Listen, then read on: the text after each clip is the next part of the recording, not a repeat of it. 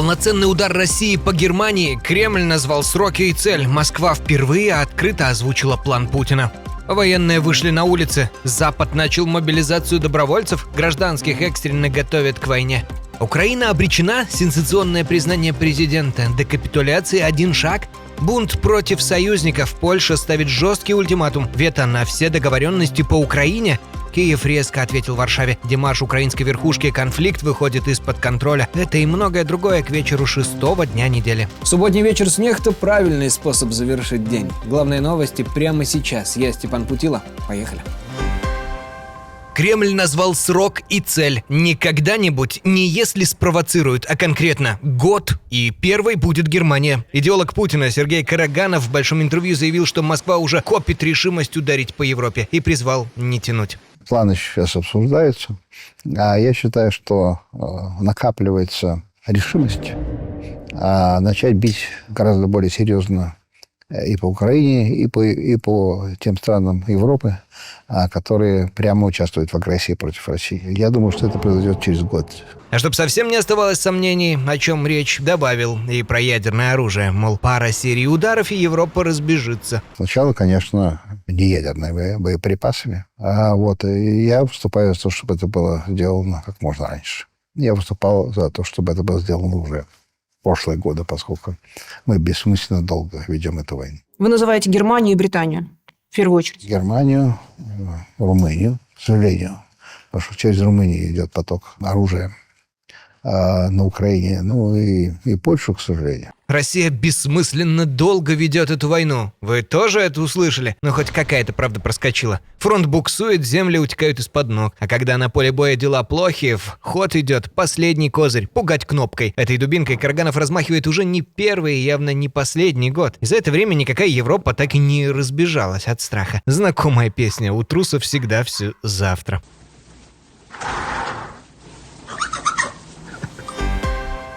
А вот будущее самой России очерчивается все отчетливее. В школах с 1 сентября начнут учить арабский. Минпросвещение утвердило программу официально, потому что страна разворачивается на восток и крепнет дружба с Эмиратами. Оно, конечно, дело хорошее, но символика говорящая. Еще недавно дети учили английский и немецкий, чтобы смотреть на Запад. Теперь Кремль, рассорившись со всем миром, сворачивает к новым партнерам. Куда идет страна, туда и язык в портфеле. Как говорится, скажи мне, что ты учишь, и я скажу тебе, кто твой хозяин.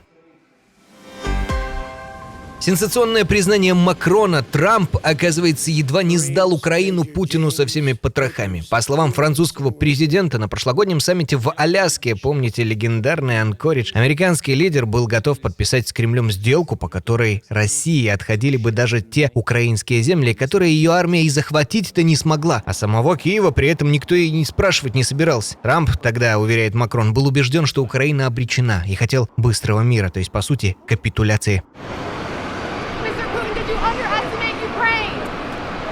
Сорвать это удалось буквально в самый последний момент. Европейская делегация спешно рванула в Вашингтон и сумела переубедить Трампа. Показала, что Украина вовсе не рушится, а Россия под миром понимает лишь сдачу Киева. Трамп увидел, что все, что ему говорили, мол, украинцы вот-вот рухнут, не переживут зиму, оказалось ложью. Перед ним мужественные, изобретательные люди, которых он уважает. И он понял, то, что Россия называет миром, это капитуляция Украины. Вот вам и цена кремлевского духа Анкоридж, которым так гордились российские переговорщики. Путин был в шаге от исторического куша, земель, которые не смог взять силой, но в итоге не получил ничего. Слишком уверовал в свою скорую победу, получил консолидированную Европу и развернувшегося Трампа. Как говорят на его же языке, жадность фраера сгубила. Польша тем временем еще раз стукнула кулаком. Премьер Туск выдвинул ЕС жесткий ультиматум. Польша не будет соблюдать никаких договоренностей, если они будут приняты без нашего участия. Ни одна группа стран не имеет права узурпировать право представлять весь Европейский Союз. Причина – кулуарные слухи, что судьбу войны опять примутся решать в узком кругу больших столиц. Франция, Германия, Британия, а то и сам глава Евросовета уже втихую контактирует с Кремлем. Полякам это поперек горла. Любая сделка с Москвой напрямую бьет по их безопасности. А решать все собираются без них. Варшаву поддержали страны Балтии, а Мелони и вовсе предложила усадить за стол единого переговорщика от всех 27 стран ЕС, а не только от избранных. Логично. Кто в войне ближе всех и рискует больше всех, не желают, чтобы их будущее краили за закрытой дверью.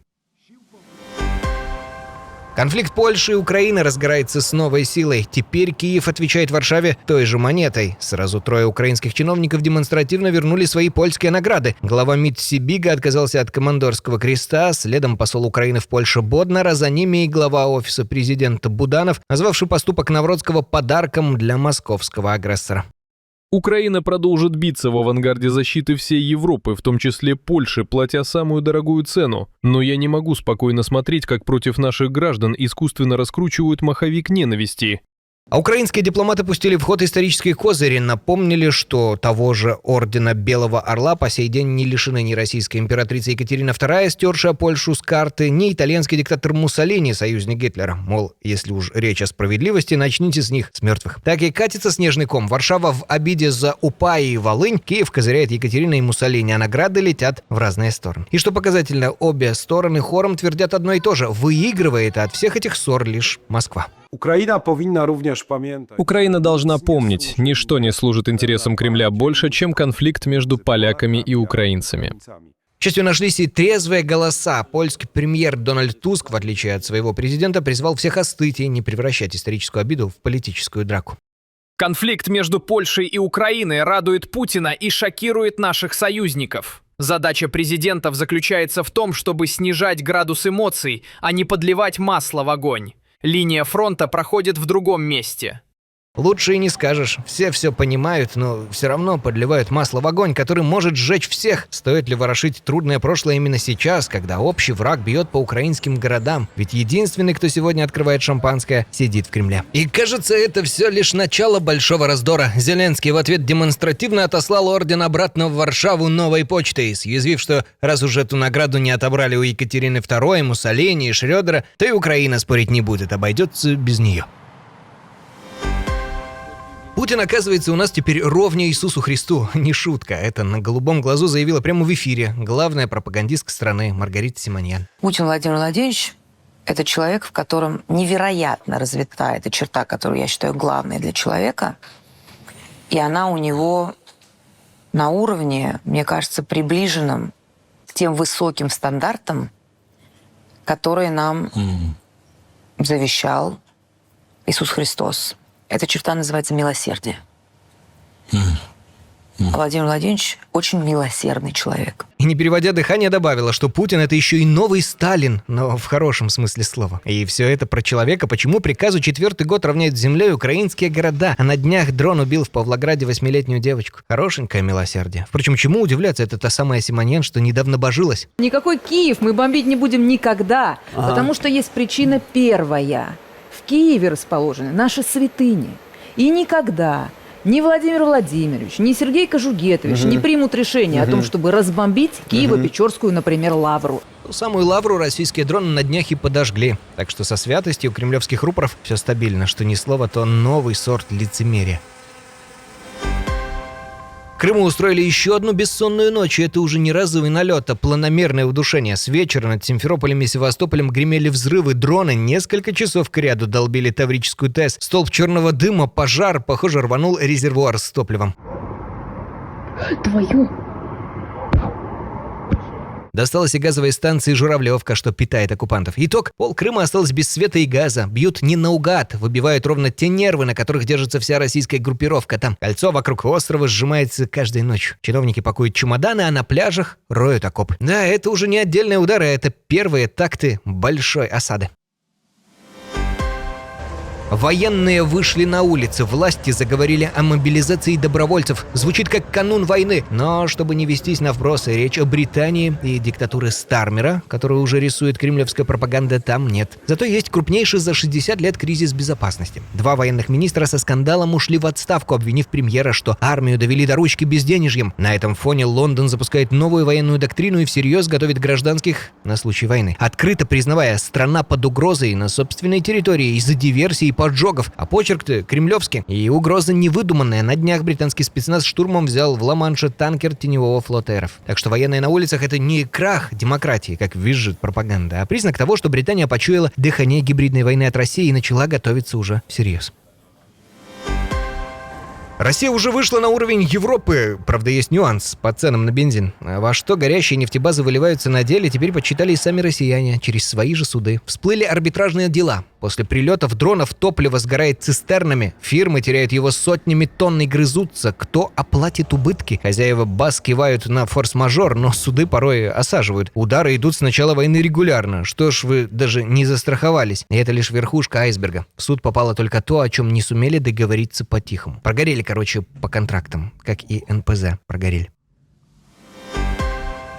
Акции устрашения. Не теракт, не диверсия, акции устрашения. Так грозно ФСБ обозвала подвиг жителя Подмосковья, которого, по их версии, завербовала украинская разведка под прикрытием коллекторского агентства. Звучит-то как акции устрашения 3 военнослужащих Минобороны. Воображение сразу рисует спецоперацию. Ночь, маски, угрозы, ножи. А на деле, видимо, агент делал то, что коллекторы умеют лучше всего. Звонил и пугал должников. Попал и на оккупантиков. Только теперь это гордо зовется вербовкой и тянет на госизмену. Не можешь поймать дрон над Москвой, поймай хоть коллектора и устрой ему акцию устрашения в новостях. Или как, по-вашему, он этих вояк устрашал вообще? Самую смешную версию ждем в комментариях. Сняли с себя и сели. Гоп-стоп по-екатеринбургски, да еще и со стрельбой. Накануне вечером орава подростков сперва пальнула в воздух у заброшенного небоскреба, а заметив полицейского, бросилась в рассыпную. Детский садик вышел на прогулочку. Ну а потом пошли по магазинам. Стаями по 20 человек врывались в пятерочки и сметали с полок энергетики и почему-то арбузы, которыми потом гордо разгуливали по улицам. Разнесли 5 магазинов на 50 тысяч. Всю движуху герои старательно снимали для ТикТока. На том и погорели. Полиция по этим же роликам уже вычисляет каждого. Так что для многих, как пошутили в сети, лето в лагере вот-вот обретет новый, куда менее приятный смысл. А в Казахстане бурно обсуждают, казалось бы, рядовую перепалку в супермаркете. Покупательница потребовала, чтобы сотрудница отвечала ей на русском, а не на казахском. Ответьте, пожалуйста, почему кассы не работают, как положено? Все закрытые кассы. На русском не ответьте языки. Мы не понимаем на казахском. Мы русские стоим здесь люди. Ответьте, почему? Ролик разлетелся по сети, и перевес в комментариях оказался явно не на стороне дамочки с телефоном, а закончилось все и вовсе штрафом. Полиция установила личность скандалистки, и суд наказал ее за агрессию в публичном месте. История бытовая, но за ней ведь крупный сдвиг. Бывшие советские республики от Казахстана до Армении все увереннее говорят на родных языках и отдаляются от русского мира. Для Москвы это болезненно, оттого она и норовит выкрутить любую такую стычку в притеснение русскоязычных. Так что сегодня уже даже за ссорой у кассы большая геополитика. Ну а на этом пока все. Спасибо, что досмотрели. Увидимся уже утром и не переживайте, точно ничего не пропустите, если подписаны.